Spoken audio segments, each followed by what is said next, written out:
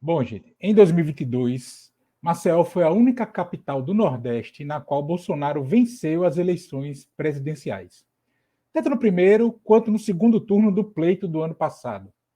Mas o PT, principal partido da coligação de Lula e da esquerda brasileira, conseguiu reeleger em Alagoas o deputado federal Paulão e o deputado estadual Ronaldo Medeiros. Em Maceió, capital do estado, o partido obteve cerca de 30 mil votos, tanto para deputado federal quanto para deputado estadual.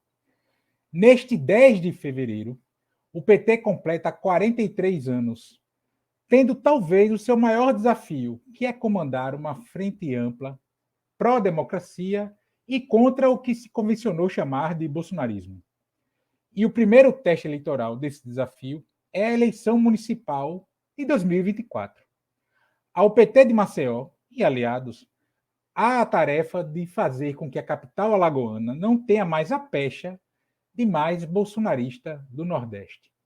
E é sobre isso que conversa agora com o presidente do Diretório Municipal do PT em Maceió, Marcelo Nascimento, nesta entrevista que foi gravada na tarde de 8 de fevereiro.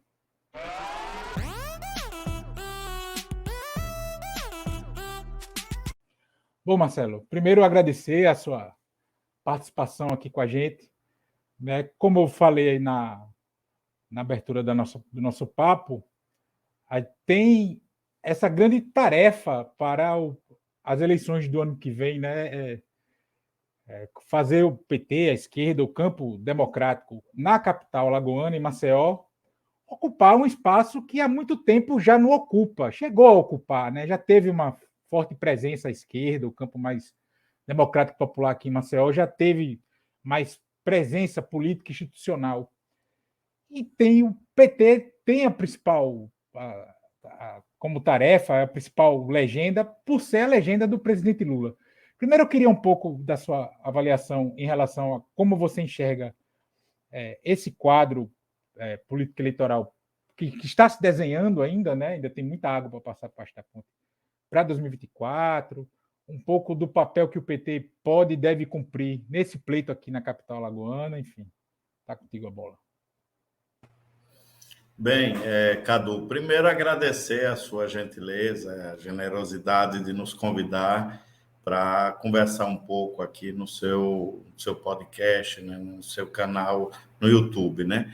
Importantíssimo, né, que a gente tem espaço democrático como esse, né, que você tem oportunizado, todas as forças políticas, né, do Estado, e do país também, né? Porque a gente sabe da contribuição que você tem dado, sobretudo a mídia brasileira, né? Interagindo com outros canais a nível nacional, 247 e outras, de forma que a gente fica muito agradecido por esse espaço. Bem, Cadu, Alagoas, aliás, Maceió, né, já há algumas eleições, vem se caracterizando como a única capital onde o PT, a candidatura presidencial do partido, não tem sido vitoriosa, pelo menos nas últimas 3, 4 eleições, né? Com a única exceção, a candidatura da presidenta Dilma no segundo turno, onde nós conseguimos ter vitória aqui na capital de Alagoas. Vários historiadores, analistas políticos, têm se detido a estudar, né? Têm se dedicado a estudar essa questão do perfil da capital dos alagoanos, considerando, sobretudo, essas sucessivas derrotas que nós tivemos aqui na eleição de Haddad, a presidente da República, né? Na eleição de Lula, na primeira eleição de Dilma, né? E Alagoas, embora, né, a mídia muitas vezes negativa tenha impactado mais forte, né, me refiro a Maceió especificamente, mas nós também vemos de um celeiro de grandes lideranças de esquerda aqui no estado de Alagoas, né? Teve uma época que a nossa Câmara Municipal do Maceió teve grandes expoentes, né, da esquerda alagoana, né, a exemplo de Jared Viana, mesmo no MDB, a exemplo do próprio deputado Paulão, hoje deputado federal, Judson Cabral, Edilberto Tessianelli, Marcelo Malta, pelo PCdoB, o próprio Edilberto Tessianelli também pelo PCdoB, né? Além de outras lideranças, que eu não estou agora recordando o nome, mas que Saudoso tiveram... Freitas Neto, né? Freitas Neto, exatamente. Figuras que fizeram contraponto na Câmara Municipal de Maceió, mesmo sabendo que Maceió, historicamente, é uma cidade onde as oligarquias locais sempre prevaleceram no legislativo e, por que não dizer, também no executivo municipal, né? As famosas famílias as famílias oligarcas aqui de Maceió, né, que têm se perpetuado no legislativo municipal, isso demonstra também um certo conservadorismo. Mas, por outro lado, há um movimento cada vez mais vivo, né, das esquerdas, no sentido também de procurar ter interlocutores no legislativo e também no executivo. Nós tivemos o Ronaldo Lessa, na época do PSB, como prefeito da capital, reelegeu a sua sucessora, né, Cátia Borne, né? Enfim, nós também temos Luiz Helena, foi vice de Ronaldo Lessa pelo PT, né? Na época da sua gestão aqui, a Prefeitura de Maceió. Enfim, a esquerda tem, né, ido e voltado nesse movimento aí meio que conservador, e a gente tem tentado driblar um pouco aí essa onda conservadora, conquistando pequenos espaços de poder e espaços muito preciosos, que são espaços que garantem efetivamente que a classe trabalhadora tem uma interlocução, né, no parlamento municipal. Na eleição passada, só para você ter uma ideia, nós começamos a construir uma chapa de vereadores aqui em Maceió, já sabendo de todas as dificuldades, né? A compra de voto, que é um imperativo aqui no município de Maceió, e por que não dizer no estado de Alagoas, né? A tradição, né, da compra de voto, do fisiologismo político. Mesmo assim, a gente montou uma chapa de vereadores e vereadoras com antecedência de um ano, começou a, né, atrair figuras públicas para o Partido dos Trabalhadores. Na época, em 2020, ainda não estava prevalecendo a legislação que proibia a coligação, né, na proporcional, nem ainda tinha sido aprovada a questão da federação. Então, o PT poderia fazer uma chapa própria de vereadores, né, candidatos e candidatas, e assim nós o fizemos, e utilizando um pouco da matemática eleitoral, das avaliações de vários companheiros e companheiras, conseguimos emplacar aqui na Câmara Municipal um vereador, né, o vereador Valmir, doutor Valmir, que hoje já está no seu segundo ano do mandato, né, e de forma que os demais partidos de esquerda, infelizmente, não conseguiram conquistar outras cadeiras no parlamento municipal. O PCdoB, que tinha uma chapa razoável, não conseguiu atingir o quociente nem a média eleitoral. O PDT, que também tinha uma chapa boa, também não conseguiu, de forma que apenas o PT logrou êxito elegendo um vereador aqui na capital. Isso demonstra que as esquerdas, embora muito fragilizada do ponto de vista da coesão, né, a gente respeita e acha legítimo os projetos de cada partido. A UP lançou candidatura à prefeitura, o próprio PSOL também lançou candidatura à prefeitura em 2020, e o PT também. Infelizmente, não foi possível a gente conseguir formar uma frente ampla aqui na capital, e talvez seja esse o principal motivo, né, da esquerda, aqui principalmente na capital, não lograr tanto êxito nos pleitos eleitorais, né? Porque se você pegar a votação de Valéria, de Ricardo Barbosa, que foi o candidato do PT, a Valéria do PSOL, e, se não me engano, teve outra candidata de esquerda, não sei se foi a UP que lançou um terceiro candidato. Foi a Lenilda. A Lenilda, isso mesmo, a companheira Lenilda Luna. Se você pegar a votação dos três, dá em torno de 25 mil votos, o que ainda é muito pequeno, né, comparado a um eleitorado aqui da capital, em torno um pouco mais de 500 mil eleitores, né? Agora sim, Marcelo, no último pleito do ano passado, enfim, a gente teve esse fenômeno do acirramento, né? Eu não gosto muito de usar a palavra polarização, porque as eleições no mundo inteiro, elas sempre são polarizadas, né? Isso é uma invencionice que se criou para tentar, inclusive, deslegitimar o debate político, né? A gente sempre tem no mundo inteiro, nas eleições, duas candidaturas que acabam despontando das Sim. demais e acabam rivalizando o pleito eleitoral. Nos Estados Unidos, que é o paraíso dos caras aí, só pode ter dois, né? Tem um monte de inscritos, mas na prática só tem dois.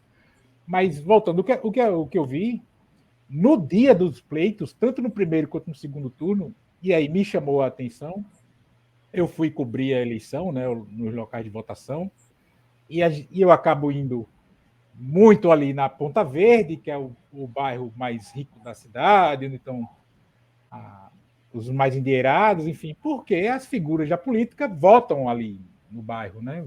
O ex-governador Renan Filho vota por ali, o ex-senador agora, ex-presidente Fernando Collor também vota ali na Ponta Verde, enfim. E o que eu vi, mesmo ali, eu vi muito mais pessoas manifestando o voto em Lula, e aí com adereços do PT, e você sentia que a pessoa não era afiliada ao partido, mas estava lá, de óculos de estrelinha, bonezinho, numa região que normalmente não tem muita manifestação. Como é que está o partido também sentiu isso, assim, que tem um espaço, que tem um eleitorado que quer receber o PT, quer receber a esquerda, se percebeu como é que o partido está pensando em se apresentar a essas pessoas para conquistar de fato, porque houve o acirramento do ano passado, né, das eleições de 2022, mas isso precisa se materializar para as eleições seguintes, né? Como é que vocês estão vendo isso, enfim? Na realidade, a leitura minha particular que eu faço, Cadu, é que falta um projeto coeso de esquerda, um projeto de sociedade que vá para além dos partidos individualmente, da ideologia específica de cada partido, né? Então, esse é um elemento que a gente precisa refletir e amadurecer nessa perspectiva. A tentativa agora do PT, do PCdoB e do PV de formar uma frente, talvez responda um pouco a essa inquietação que existe no nosso campo democrático e progressista, né? De que há necessidade da gente se congregar mais enquanto uma federação, enquanto uma frente ampla de esquerda, né? Sobretudo, com esses partidos que estão no leque histórico dos partidos de esquerda. Então, na minha avaliação, falta a gente amadurecer, enquanto lideranças de esquerda, para um projeto comum, né, para Maceió, né? Talvez agora com a tentativa da federação, a própria rede também fez uma federação com o PSOL, né? De forma que talvez essa junção de partidos no campo de esquerda talvez responda um pouco a essa necessidade que nós temos de ter, porque, do outro lado, você tem o bolsonarismo e a direita coesa, né? Sim. Um projeto aqui em Maceió, tiveram uma candidatura que representou na eleição, tanto na eleição de prefeito quanto na eleição de governador, principalmente agora na eleição de governador, em 2022, uma candidatura que representou todas essas franjas, né, essas tendências da direita bolsonarista aqui no estado de Alagoas. Então, nós tivemos basicamente uma polarização, né? Teve uma candidatura no campo de centro-esquerda, né, representada pelo MDB, com o vice do PDT, Ronaldo Lessa, Paulo Dantas e Ronaldo Lessa, com apoio do PCdoB, do PT e outros partidos, e do outro lado você teve uma candidatura capitaneada pelo o novo partido, agora, me fugiu a memória, o partido do Rodrigo União Brasil, União Brasil, União né? Brasil, né, com apoio do PL, com apoio de outros partidos, né, ideologicamente afinados com a proposta da direita de Bolsonaro, que deram sustentação a outra candidatura. Então, nós tivemos basicamente uma polarização aqui no estado de Alagoas, sem querer desmerecer a candidatura do nosso amigo, companheiro Cícero Albuquerque, pelo PSOL, né, que fez o contraponto, fez o bom combate, mas basicamente a polarização, né, tanto no primeiro quanto principalmente no segundo turno, se deu em torno dessas duas candidaturas. Então, cabe uma reflexão para todos nós, né, sobre as estratégias que nós estamos adotando, cada partido individualmente, né, quando a gente poderia estar vendo estratégias mais amplas, né, de crescimento coletivo, né, congregando outras forças políticas e o eleitorado que espera que a gente tenha nomes com viabilidade, né?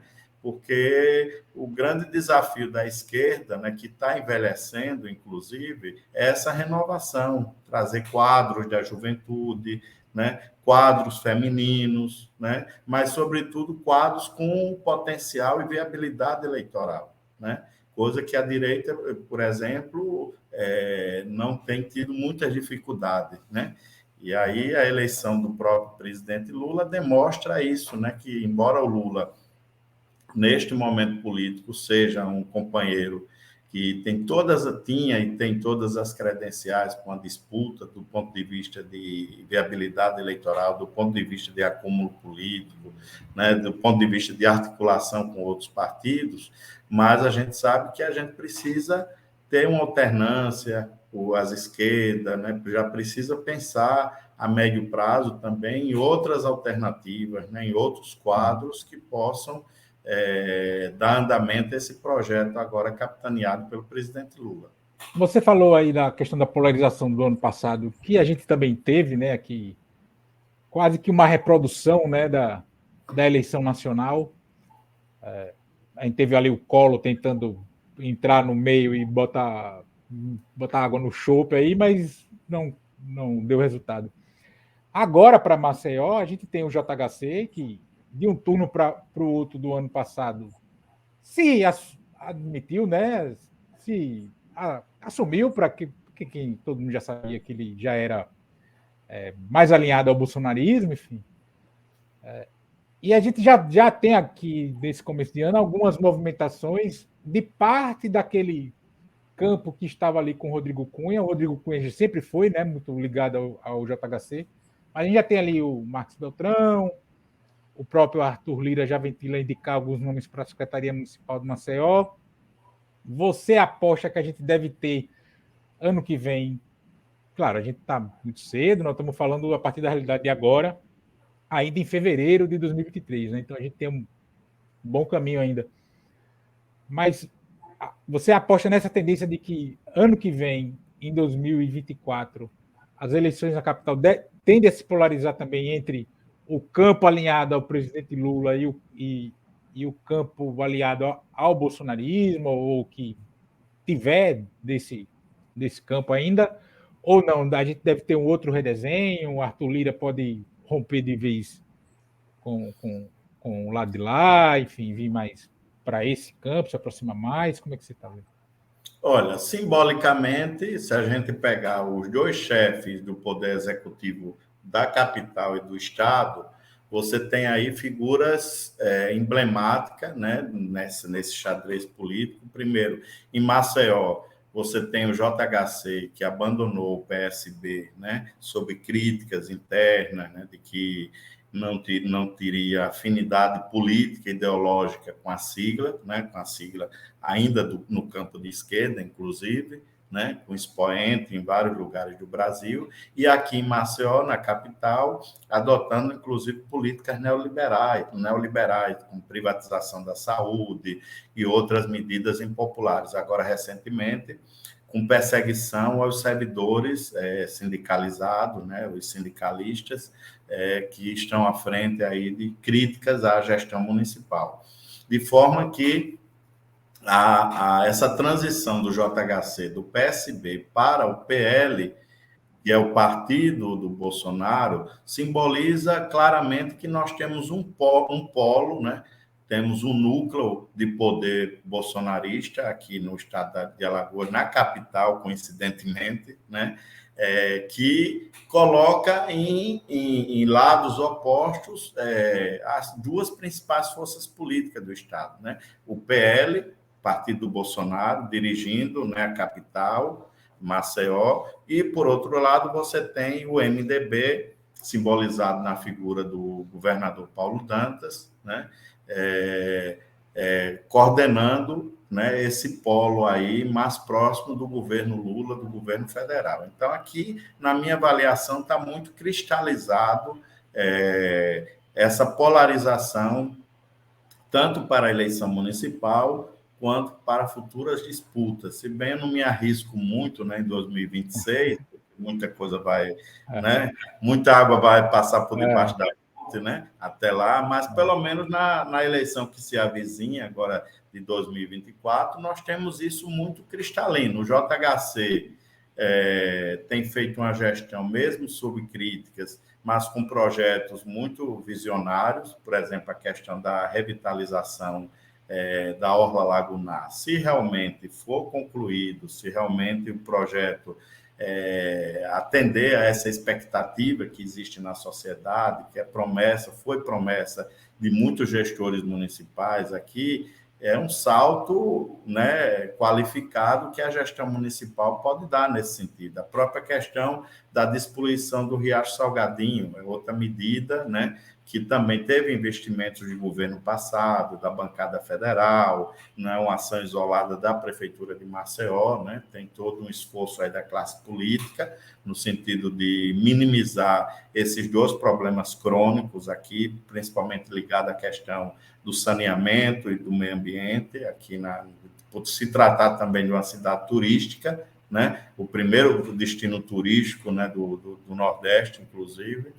Então, nós temos esses dois polos aí de disputa, né, no âmbito municipal e no âmbito estadual, o governo de Paulo Dantas, né, que depois de 6 meses de tampão, começa a ter cara própria, a estampar realmente o modo Dantas de governar o estado de Alagoas, né? Recentemente, com algumas críticas do movimento sindical com relação à privatização de escolas, né? De algumas escolas públicas, a questão da previdência, que é um problema crônico, não só em Alagoas, como no Brasil e no mundo. A previdência é uma política pública que requer uma engenharia política muito aguçada, né? Porque nós temos uma população que envelhece, um efetivo de funcionários públicos, né?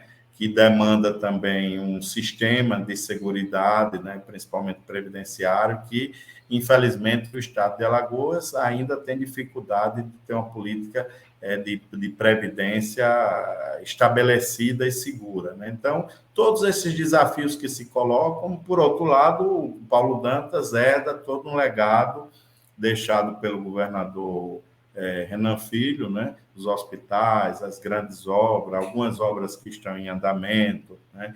Agora, a sinalização do governo Lula de que pretende fazer grandes investimentos aqui no estado de Alagoas, dar prosseguimento a obras, a projetos arrojados. Então, esses próximos 10 meses, né, 10, 11 meses, mais ou menos, que nos aproximam das eleições de 2024, né, 2024, promete muita coisa, né? E o PT, inclusive, não é caudatário de nenhum projeto. Nós temos, né, naturalmente, propostas, estratégias. E Já também... era a pergunta que eu ia lhe fazer, onde é que entra o PT nessa roda aí que você está escrevendo, onde é que ele entra aí? Exatamente. Embora, veja bem, é claro, né, e notório o nosso alinhamento com o governo do Estado, o PT é base do governo Paulo Dantas. Estamos em 2 secretarias, a Secretaria da Mulher e Direitos Humanos e a Secretaria de Meio Ambiente e Recursos Hídricos. O PT dirige essas 2 pastas. Temos, claro, uma conexão com o governo federal e o governo estadual. Acredito que a relação com o governo da capital também deve ser uma relação republicana. O próprio presidente já declarou isso e o fez quando esteve dirigindo o país, né? Dará um tratamento republicano à capital também, de forma que o PT em Maceió precisa também avaliar a sua sobrevivência política, os seus projetos. Nós temos um deputado federal reeleito agora para o seu 4º mandato consecutivo. Elegemos um deputado estadual, Ronaldo Medeiros. O PT, desde a legislatura passada, estava sem nenhum interlocutor na Assembleia Legislativa. Agora nós temos, através da federação, foi eleito o Ronaldo Medeiros, deputado estadual, e também o Silvio Camelo, pelo PV, que compõe a Federação Brasil da Esperança. Então, nós temos, na prática, 2 deputados estaduais, um do PV e outro do PT. Na Câmara Municipal, nós também temos um interlocutor, né, o vereador Valmir, de forma que no Legislativo, Cadu, nós estamos representados, embora uma bancada de uma bancada aqui em Alagoas, em Maceió, uma bancada solitária, né? Mas estamos representados, temos interlocutor nos 3 poderes, nas 3 casas legislativas, né? O grande desafio do PT agora é pensar para além desses espaços legislativos, que espaços de executivo nós podemos ocupar, não só no âmbito das secretarias executivas do governo estadual, mas também como um projeto de poder para Maceió, né? É claro que o MDB já tem nomes aí colocados na mesa, a imprensa já especulou o nome de Rafael Brito, há também uma especulação em torno do nome do ex-prefeito Rui Palmeira, há outros nomes sendo especulados também na base de apoio do governo estadual, mas o PT também tem pretensão de disputar a prefeitura de Maceió, e de preferência com esse grupo que está construindo o governo do estado de Alagoas, né? Está administrando o estado de Alagoas. Em nenhum momento o PT vai se omitir desse desafio, né? Nós estamos no governo central, estamos presentes em várias capitais, governando várias capitais do Brasil. Aqui do Nordeste, são 4 estados governados pelo PT, né? De forma que o modo petista de governar, alinhado com o projeto nacional, capitaneado pelo presidente Lula, nos coloca também nessa tarefa de propor à população de Maceió também um projeto de executivo municipal. Então, para isso, nós estamos dialogando. O grande diferencial agora, Cadu, é que nós não somos mais apenas um PT isoladamente, isso. Nós estamos numa federação, né? O PT agora está federado com o PV e o PCdoB. Então, qualquer projeto a médio prazo, já que essa federação vai até 2026, se não me engano, são 4 anos, né? Então, qualquer projeto de candidatura majoritária e até proporcional tem que ser em diálogo com os demais partidos que estão na federação. Então, essa proposta está sendo dialogada, está sendo construída, já foram apresentados, inclusive, nomes pelo PT, né? Poderão surgir novos nomes, eu acho democrático e legítimo, né? Que surjam outros nomes no seio da federação, do PV, do PCdoB. No campo do PT já tem o nome do Paulão, tem o nome do Ronaldo Medeiros, provavelmente vai surgir outros nomes, o PT tem um leque amplo de lideranças, né? Nos mais variados setores da sociedade, movimentos sociais, e pode dispor desses quadros, né? Instrumentalizar esses quadros para oferecer uma proposta, né, uma alternativa para o eleitorado de Maceió em 2024. Você falou aí em algum momento, agora, a questão do fomentar novas lideranças, de atrair outras figuras. Você até usou a figura do que o partido das lideranças estão ficando envelhecidas, né, estão ficando velhas. E o PT sempre teve por característica essa presença na vida cotidiana do povo, né? Esse movimento estudantil, movimento cultural, bairro, sindical, principalmente, né? A grande marca registrada do do PT. Está isso aqui em Maceió? Como é que o diretório tem buscado esse diálogo mais direto com a população, com a sociedade civil organizada, enfim, através de diversos movimentos e organizações do povo, enfim, como é que está isso aqui, Marcelo? Olha, eu tenho participado ativamente, Cadu, das mais diversas manifestações populares aqui em Maceió, né? Me chamou, eu estou, né? Desde um batizado, de um filho, de um novo petista, né? Enfim, casamento, atos de rua, posse de sindicato, me chamou, eu estou presente. Então, o que é que eu tenho, a partir da minha percepção, eu tenho percebido? Nós temos, eu tenho visto muitas lideranças novas, né? Jovens no movimento sindical, surgindo no movimento sindical, né? Por exemplo, no Sindicato dos Urbanitários, só para citar um pouco, nós temos uma nova presidente, a nossa companheira Daphne Orion, né, que é a secretária sindical do PT Alagoas, que é uma liderança que despontou nos sindicatos urbanitários. Nós temos no Sindicato dos Bancários, no Sinteal tomou posse agora recentemente, o companheiro que era coordenador regional, Osiel, se não me engano, não sei se a pronúncia é exatamente essa, mas é uma nova liderança do movimento sindical, né?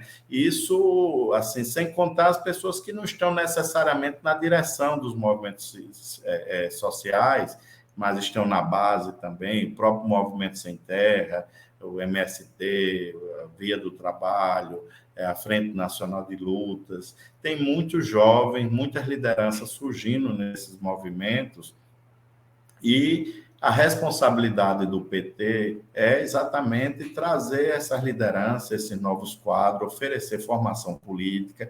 Nós fizemos uma grande plenária sexta-feira passada, recepcionando mais de 100 novos filiados aqui em Maceió. A ideia nossa é todo mês fazer uma grande plenária de formação política por novos filiados, dando boas-vindas a essas lideranças que estão ingressando nas fileiras do Partido dos Trabalhadores, e essas pessoas precisam ser preparadas para substituir os quadros, né, que hoje estão nessas representações parlamentares, executivas, de forma que eu vejo com bons olhos. Quando a gente formou a chapa de vereadores e vereadoras aqui em Maceió, a gente trouxe muito quadro, inclusive do movimento social, né, que estava despontando, estão despontando com um potencial, inclusive eleitoral também, de forma que esse projeto de revezamento, né, precisa ser levado mais a sério, não só pelo PT, como por todas as organizações de esquerda, movimentos sociais. Há que ter uma alternância, né, nas direções do partido, das organizações sindicais. Eu vejo com bons olhos, e esse vai ser o futuro do PT, porque, como você mesmo, né, mencionou inicialmente, já estamos com 43 anos de vida, né? O PT agora celebra 43 anos, né? Fora o período da clandestinidade, né, em que ainda se pensava na criação do PT, mas não se materializou, né? Então, nós temos outras organizações, a exemplo do PCdoB, do PCB, né, do Partidão, com mais de 100 anos de história, né? Então, a esquerda aqui no Brasil tem todo um legado, né, de centenário, né? E hoje nós ainda temos valorosos e valorosas companheiras que estão ainda nas fileiras, né? Não necessariamente como dirigentes, mas dando sustentação, apoiando e acompanhando a dinâmica aí dos partidos de esquerda no Brasil. Então, esse é o futuro do PT, né? É abrir espaço para novas lideranças, preparar essas lideranças. A gente sabe que não é uma tarefa fácil, há uma resistência, isso é do ser humano, né? A vaidade, né? O cara para largar o osso, muitas vezes, é difícil, né? O poderzinho, né? Como falava o filósofo, né? Enfim, mas é um desafio institucional, né, que a gente precisa pensar e abrir espaço para as novas gerações, né? Se o PT quer realmente se apresentar enquanto uma cara nova para a sociedade, com novas lideranças, né? Novas caras, inclusive, para não ficar apenas as pessoas que já disputaram vários mandatos legislativos, várias eleições, enfim, apresentar novos, né, novos horizontes também para o eleitorado. Né? Eu acho que esse é um desafio para toda a esquerda, né, brasileira, né, se a gente quer realmente construir esse projeto de sociedade. Né? E aqui em Maceió, mais um motivo, né, esse forte conservadorismo, né, Alagoas, historicamente, né? Você tem formação em história também, Cadu? Não, só jornalismo. Jornalismo, né? Fiz ciências sociais, mas escolhi bem meu curso, nunca concluí, não. Teve uma passagem, né? Aí você deve, né, ter estudado aí, né, ou como curioso, procurou também as origens do estado de Alagoas, né? As oligarquias aqui, né, pernambucanas que se fincaram aqui no estado, né? De forma que Maceió sofre muito essa interferência, essa herança histórica, né? E também como uma cidade turística, principal destino turístico hoje do Brasil, muita gente tem mudado o seu domicílio eleitorado, né, do sul, do sudeste para Maceió. E, com isso, se traz um pouquinho do conservadorismo, né, que existe nessas cidades, né, porque muitas vezes o trabalhador trabalha até morrer, né, com essa nova regra aí da Previdência, do Temer e de Bolsonaro, né, a aposentadoria agora está mais longe do que se esperava, né, então, as pessoas que tiveram o legítimo direito de se aposentar mais jovem, né, tal, de repente mudaram o domicílio para Maceió e se aproximaram muito aí desses movimentos de direita, bolsonarista, né? Você pode, passando aqui em frente ao quartel do Exército, eu moro aqui na Pitanguinha, do lado do quartel do Exército, todos os dias eu passo por ali, via o semblante, o perfil das pessoas que compõem esse movimento bolsonarista reacionário, né? Na sua grande maioria, pessoas aposentadas, né? Jovens de classe média, brancos, enfim, esse é o perfil, né, do eleitorado conservador aqui de Maceió e do estado de Alagoas. Você acredita que por quanto tempo a gente ainda vai ter um resquício desse negócio, disso que a gente chama de bolsonarismo, né? Do ponto de vista acadêmico é meio difuso. Por exemplo, eu aqui no YouTube eu costumo chamar de fascismo à brasileira, outro já. Do ponto de vista acadêmico já disse que não é bem fascismo, enfim. Essa coisa que a gente chama de bolsonarismo, outros atribuem ao militarismo, etc.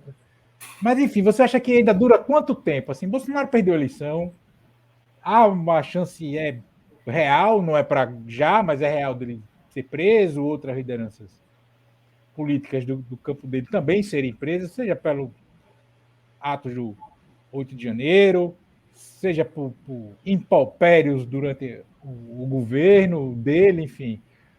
Mas sempre algum rescaldo fica, porque isso há um preconceito arraigado, valores que vêm de antes do Bolsonaro, né? Não precisa ser objetivo nisso, sincero nisso, né? Não foi o Bolsonaro não criou essa coisa aí, ele é muito mais um produto, né, desse negócio. Quanto tempo você acha que dura ainda? Assim? Quanto tempo nós vamos ter que lidar com essas figuras, com candidatos dessas figuras, né? Porque eles são eleitores também, eles votam, enfim. Vou só trabalhar uma analogia agora desses dias. Um vereador aqui de Maceió, bolsonarista, fez uma brincadeira nas suas redes sociais, você deve ter acompanhado, né? Sorteando um caneco, né? Aí ele colocou assim, né? Você daria o seu caneco, aí no caneco está lá estampado fora Lula, né?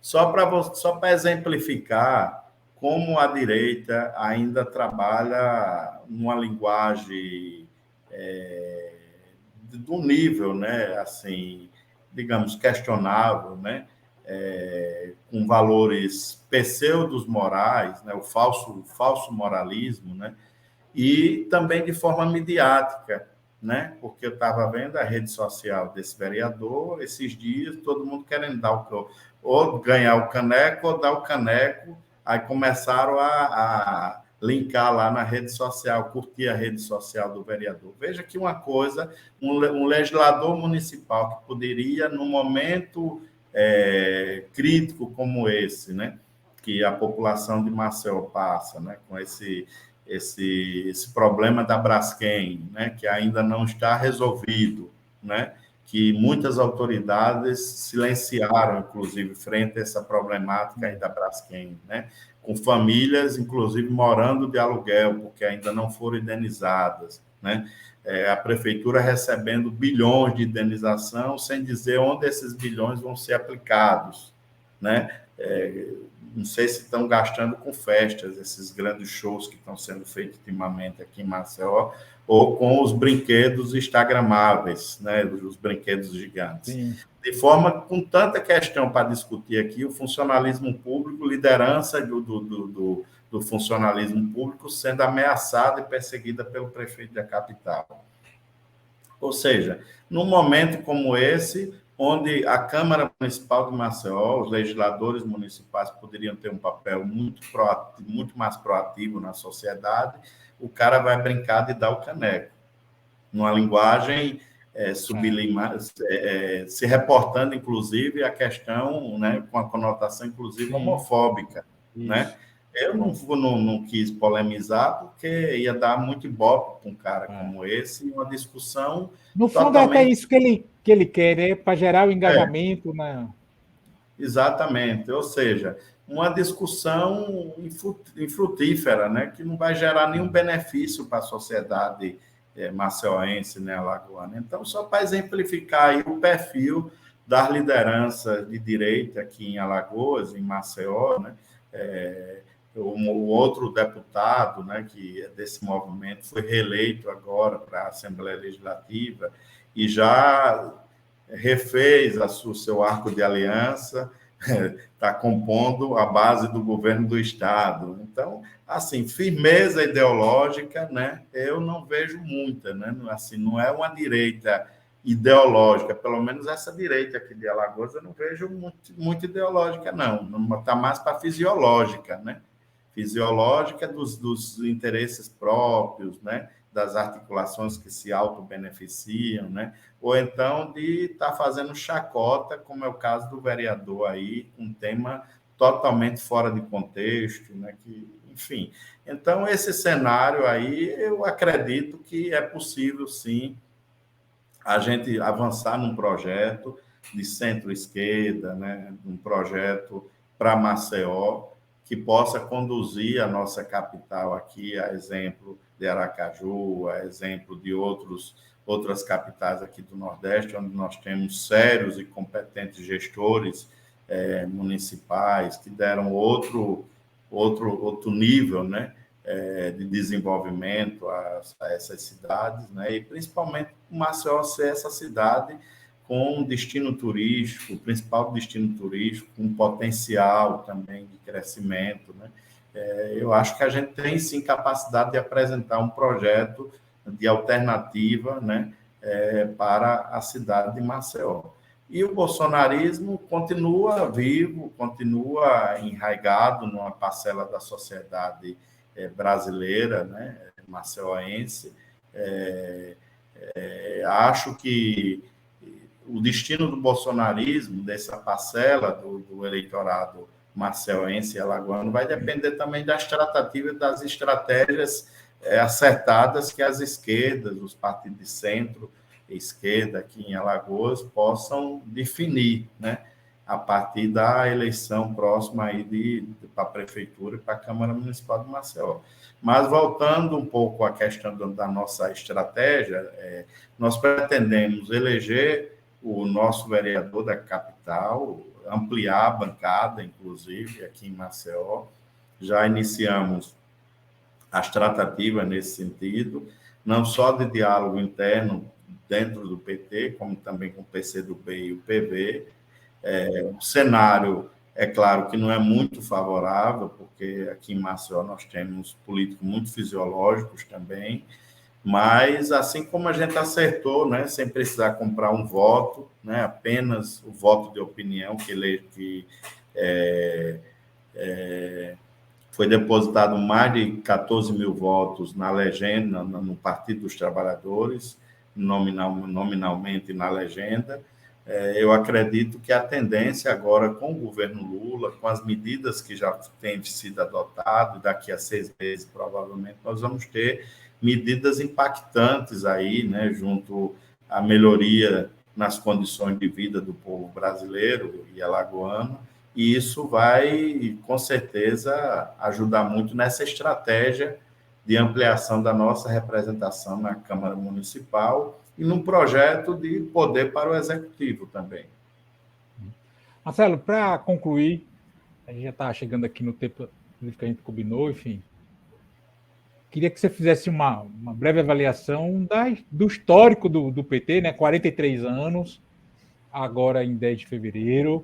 Em 43 anos, o partido chegou 5 vezes à presidência da República, né? Não é qualquer coisa. Desde a redemocratização, em todas as eleições, o PT polarizou a disputa eleitoral, né? 89, 94, 98, 2002, 2006, 2010, enfim, todas as eleições. O PT sempre foi uma das alternativas que o povo brasileiro escolheu para o Palácio do Planalto, enfim, dessa trajetória nacional e também um pouco aqui de Alagoas, um pouco da trajetória aqui em Maceió, para a gente encerrar esse papo nosso. Olha, muita gente acreditou, né, na falácia de que o PT ia se destruir naquele episódio do mensalão, né? Inclusive, alguns chegaram até a abandonar as fileiras do Partido dos Trabalhadores, porque acharam que esse projeto de poder da classe trabalhadora, que foi construído lá nos idos de 80, né, junto com a CUT, paralela ao PDT, que tem a mesma idade do PT também, né?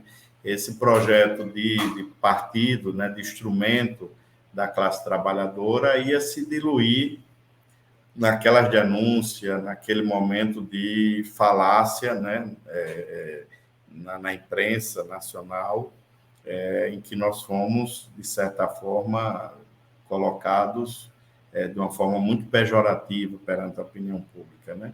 Só que o PT, ele não nasceu em gabinete, né? O PT não nasceu nos escritórios, não nasceu no parlamento, né, em algum gabinete de parlamento, nem muito menos nas atas cartoriais que são feitas nas vésperas das eleições ou dos prazos de filiações, né?